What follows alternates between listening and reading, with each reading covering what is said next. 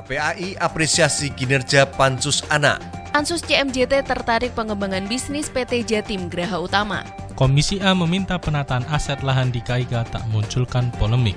Komisi B ajak BPTP majukan UPT Pertanian Daerah. BKK Jawa Tengah Cabang Salatiga perlu fokus layanan nasabah.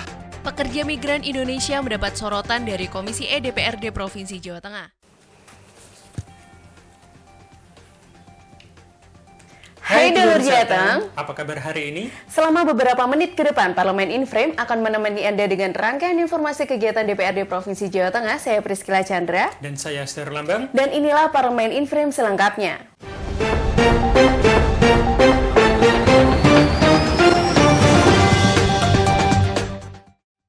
Pansus DPRD Provinsi Jawa Tengah membawa draft raperda tentang penyelenggaraan perlindungan anak ke Komisi Perlindungan Anak Indonesia atau KPAI pada Senin 24 Mei 2021. Panitia khusus DPRD Provinsi Jawa Tengah membawa draft raperda tentang penyelenggaraan perlindungan anak ke Komisi Perlindungan Anak Indonesia KPAI pada Senin 24 Mei 2021. Kunjungan tersebut dimaksudkan untuk menguatkan data dan informasi sekaligus konsultasi mengenai konsep perlindungan anak. Ketua Pansus Tazkiyatul Mutmainah yang akrab disapa Iin itu menerangkan draft tersebut merupakan perubahan dari Perda nomor 7 tahun 2013. Raperda ini akan ada penambahan pasal sebanyak lebih dari 50% dari aturan lama. Iin selanjutnya menyebutkan sejumlah penambahan pasal itu diantaranya menyoroti mengenai pernikahan anak usia dini, masalah anak penyandang disabilitas, termasuk layanan fasilitas pendidikan dan kesehatan. Ketua KPAI Susanto memberikan apresiasi atas inisiasi terhadap perlindungan ibu dan anak. Satu hal yang belum masuk di dalam raperda adalah terkait dengan kelembagaan pengawasan perlindungan anak. Wakil Ketua KPAI Rita Pranawati menambahkan, komisinya bersifat independen untuk mengurusi sejumlah tugas seperti pelaksanaan perlindungan dan pemenuhan hak anak. Pansus DPRD Provinsi Jawa Tengah melakukan penguatan data dan informasi guna penyusunan draft raperda mengenai perubahan status PT CMJT ke PT Jatim Graha Utama. Pansus DPRD Provinsi Jateng saat ini terus melakukan penguatan data dan informasi guna penyusunan draft raperda mengenai perubahan status PT Citra Mandiri Jawa Tengah atau CMJT.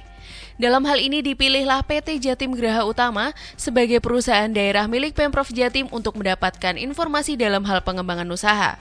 Ketua Pansus Bambang Haryanto mengemukakan pentingnya datang ke perusahaan daerah tersebut mengingat sama-sama memiliki konsep pengembangan bisnis. Disebutkan PT Jatim Graha Utama menjadi holding untuk semua jenis usaha. Dalam paparannya, Andi Raneo Putra selaku Direktur Pengembangan Bisnis PT Jatim Graha Utama menyebutkan perusahaannya menaungi 9 BUMD, dari 9 perusda itu 4 diantaranya bergerak di bidang keuangan dan lainnya adalah industri serta aneka usaha. Dalam kinerjanya, PT Jatim Graha Utama bekerja sama dengan pihak swasta dalam sektor pertanian dan pangan.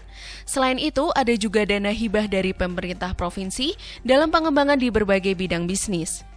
Cukup menarik dan cukup menjadi inspirasi bagi kita di Jawa Tengah karena yang paling fokus atau yang paling namanya jadi pokok perhatian kita adanya adalah bagaimana optimalisasi aset hari ini sudah dilakukan juga oleh BUMD di Jawa Timur. Nah ini yang bukan nanti mudah-mudahan nanti kita di Jawa Tengah bisa manage supaya optimalisasi aset itu bisa dilaksanakan dengan BUMD yang akan melaksanakan. Sekali lagi bahwasannya apa yang menjadikan kita adanya optimalisasi aset, revitalisasi BUMD sehingga nanti pendapatan asli daerah tidak hanya terpaku di pajak daerah saja, tidak akan bisa. Komisi A DPRD Provinsi Jawa Tengah berharap pembebasan lahan tambak milik masyarakat di sekitar KIK tidak memunculkan polemik tapi justru dapat memberi keuntungan bagi petambak. Komisi A DPRD Provinsi Jawa Tengah berharap pembebasan lahan tambak milik masyarakat di kawasan industri Kendal, KIK, tidak memunculkan polemik. Penegasan itu disampaikan oleh Ketua Komisi A Muhammad Saleh saat memonitor aset milik pemerintah di KIK pada Kamis 27 Mei 2021. Dalam kesempatan itu, selama lebih kurang 15 menit, rombongan Komisi A bersama pimpinan Dewan melihat kawasan tambak yang sudah dibebaskan dan saluran air yang sedang dibangun. Di sela pertemuan itu, Wakil Ketua DPRD Ferry Wawan Cahyono mempertanyakan seputar kendala pembangunan KIK termasuk luasan lahan yang dibutuhkan sekarang ini. Menanggapi pertanyaan tersebut, Luki, selaku perwakilan manajemen KAIKA mengakui, secara keseluruhan pengembangan KAIKA masih terkendala dengan saluran. Pihak pengembangan kawasan masih membutuhkan waktu guna penataan saluran terutama yang berasal dari sungai dan tambak luar kawasan industri. Menyinggung pembebasan lahan, pada tahap pertama telah dibebaskan lahan seluas 1.000 hektar. Selanjutnya akan dibebaskan 1.200 hektar. Dengan demikian, total sudah 2.200 hektar lahan yang dibebaskan. Sementara itu, Agung Prihanto dari Dinas PU Sumber Daya Air dan Tata Ruang mengemukakan, secara tata ruang pembangunan KAIKA sudah sesuai dengan AMDAL. Bila ada protes dari masyarakat sekitar, Pemprov beserta Pemkab Kendal siap menerima keluhan dan segera menanganinya. Penguatan produksi pertanian lokal di Jateng kini begitu diminati, sehingga mendorong Komisi B DPRD Provinsi Jawa Tengah bertandang ke BPTP. Belakangan ini, penguatan produksi pertanian lokal di Jawa Tengah begitu diminati kalangan masyarakat. Inilah yang mendorong Komisi B DPRD Provinsi Jawa Tengah bertandang ke Balai Pengkajian Teknologi Pertanian BPTP milik Badan Litbang Pertanian Jawa Tengah, Kementerian Pertanian di Ungaran, Kabupaten Semarang pada Kamis 27 Mei 2021. Antusias nampak ditunjukkan oleh Ketua Komisi B Sumanto saat melihat langsung hasil produksi, bibit unggulan, dan inovasi hasil produk penelitian di bidang pertanian. Oleh karena itu, ia menginginkan ada kerjasama antara BPTP Jawa Tengah dengan beberapa unit pelaksana teknis dinas di beberapa kabupaten kota agar bisa dirasakan dampak inovasi produk pertaniannya. Menanggapi hal itu, Kepala BPTP Jawa Tengah Joko Pramono menyatakan pihaknya telah melakukan berbagai inovasi produk pertanian selama 5 tahun terakhir ini. Setiap inovasi yang dilakukan itu menggandeng kalangan mahasiswa. Meski angka kredit macet di kantor cabang Salatiga PT BKK Jateng masih cukup rendah, namun Komisi C tetap meminta pelayanan terhadap nasabah tetap perlu ditingkatkan. Meski angka kredit macet di kantor cabang Salatiga PT BKK Jawa Tengah masih cukup rendah, namun Dewan tetap meminta pelayanan terhadap nasabah masih perlu ditingkatkan. Demikian disampaikan Wakil Ketua Komisi C DPRD Provinsi Jawa Tengah Srianto Saputro saat memimpin rombongan ke kantor PT BKK Jawa Tengah cabang Salatiga pada Kamis 27 Mei 2021. Saat berdiskusi dengan Dirut PT BKK Jawa Tengah Kusnanto bersama jajaran manajemen, Srianto juga mengatakan perlu adanya terobosan dalam peningkatan pelayanan tersebut.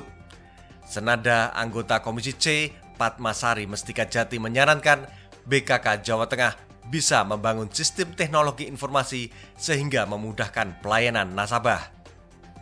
Mendengar hal itu, Kusnanto selama ini pihaknya telah berupaya meningkatkan kinerja marketing agar aset keuangan dapat meningkat.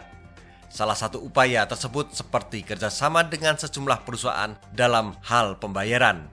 Untuk capaian kantor BKK Jawa Tengah cabang Salatiga, jumlah aset keuangan hingga April 2020 sekitar 32,47 miliar rupiah dan April 2021 sekitar 29,3 miliar rupiah. Sementara angka kredit macet pada April 2020 sebesar 11,07% dan 4,76% pada April 2021. Pekerja migran Indonesia mendapat sorotan dari Komisi E DPRD Provinsi Jawa Tengah karena ada penundaan keberangkatan ke negara tujuan akibat pandemi COVID-19. Pada pandemi COVID-19 sekarang ini membuat mereka terpaksa harus menunda keberangkatan kerja ke negara tujuan. Sorotan Komisi E itu menjadi diskusi hangat dalam acara Dialog Bersama Parlemen dengan tema Nasib Calon Pekerja Migran di Masa Pandemi di Hotel Normans, Kota Semarang pada Selasa 25 Mei 2021. Anggota Komisi E DPRD Provinsi Jawa Tengah Endro Dwi Cahyono mengaku sekarang ini banyak pekerja harus mengurungkan niatnya karena terhalang peraturan ketat di negara tujuan.